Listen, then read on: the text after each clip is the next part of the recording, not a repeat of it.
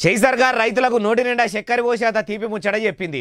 అగో అంత తీపి ముచ్చట ఏందే బాలన్న, రుణమాఫీ గిట్లా 2 లక్షల మీదికి ఉన్నోళ్లకు కూడా చేస్తున్నదా, లేకుంటే రైతు భరోసాకు బారసాల చేసి ఆపైకం కూడా అన్నదాతల ఖాతాలో వేస్తామని చెప్పిందా? ఇంతకు ఆ తీయటి ముచ్చట ఏడిదే అంటారా? ఈనుండ్రి నీలమంత్రి గారు ఇక చెప్పుర్రి. ఈ ఖరీఫ్ పంట నుంచి ఇప్పుడు ప్రొక్యూర్మెంట్ అక్టోబర్లో మొదలు పెడతాం కదా, 500 రూపాయలు క్వింటాల్కి అదనంగా రైతులకు ఇవ్వబోతున్నాము. ఇన్నరా ఉత్తమ్ కుమార్ రెడ్డి సార్ ఏమంటున్నాడో? అక్టోబర్ నెలల వడ్లకు 500 రూపాయల బోనస్ ఇస్తున్నామా అన్నాడు. కేసీఆర్ గారు ఇన్నొద్దుల సంధి సప్పుడు చేస్తలేదు. బోనస్ ఇస్తామన్న ముచ్చట మొత్తం బోగస్ అయిపోయాయి. పంట నష్టం పాయమాలు గట్టి ఏమంటే అట్లా లాపర్వజి ఏవటిరి. రైతు రుణమాఫీ పురాగ చేయక ఇట్లా బాధలు పెట్టవటిరి. రైతు భరోసా ఇస్తాము అని అదో ఆశ పెట్టుడని రంది పడుతున్న రైతులకు మంచి ముచ్చటనే చెప్పిండు కదా.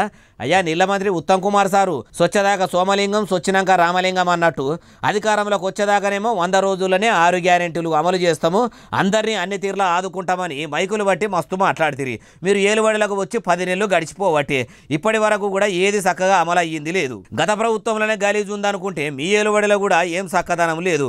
మార్పు అంటే ఏలుబడులకు వచ్చి ప్రజలకు మంచిగా బుద్ధి చెప్పిర్రు. ఇప్పటిదాకా కూడా 6 గ్యారెంటీలు అమలు కాకపాయే. ఇప్పుడైతే ఇట్లా చెప్పిండ్రు. ఇది చేసే వర్గాల ఎన్ని దినాలు పడుతుందో డేట్తో సహా చెప్తే ప్రజలకు కూడా ఓ క్లారిటీ ఉంటుంది కదా సారు అంటుర్రు ఈ ముచ్చటిన్నోళ్ళు.